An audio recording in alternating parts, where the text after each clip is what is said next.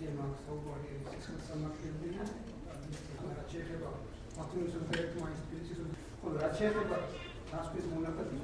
პაჭარის მიერ თუმცა ამ საპირისპიროდ დევნაში როგორც იცით საქმის მასალები იყო ასევე შესულია ეგრეთ წოდებულ ფოტორეპორტიორთა საგამოძიებო ორგანოები პირის დაკავებიდან დაკავებულ პოლიტიკურ პატიმრების თემაზე მუშაობა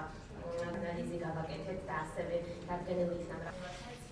იყო ესე ვთქვათ საზოგადოებრივი პერიოდისთვის ყველასთვის დარჩა უცნობი მიზანში სერიოზული ანგარიში მოხდა ასევე აჭარის ტელევიზიაში 2011 წლის 21 მაისს მომხდარი ინციდენტის საქმე და ყველა იმ პირის საქმე, რომელიც დაკავებული იქნა ამ ინციდენტთან დაკავშირებით. საბოლოო ჯამში თუ შევაჯამებთ ჩვენი კვლევის შედეგებს, შეიძლება ითქვას, რომ ყველა ის საქმე და დაახლოებით 30-მდეა საქმე ამ კვლევაში მოცემული,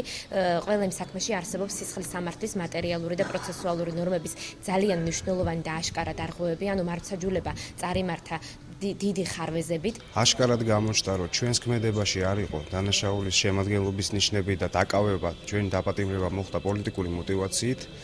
ჩვენი თითოეული პოლიტპატიმარის სურვილია მეტი სიცხადე შევიტანოთ ჩვენს უდანაშაულობაში და ველოდებით საგაზაფხულო სესიას, საპარლამენტო სესიას, სადაც პოლიტპატიმრების საქმეების გადახედვასთან დაკავშირებით ახალი საკანონმდებლო ინიციატივები იქნება წარმოდგენილი იუსტიციის სამინისტროს მხრიდან.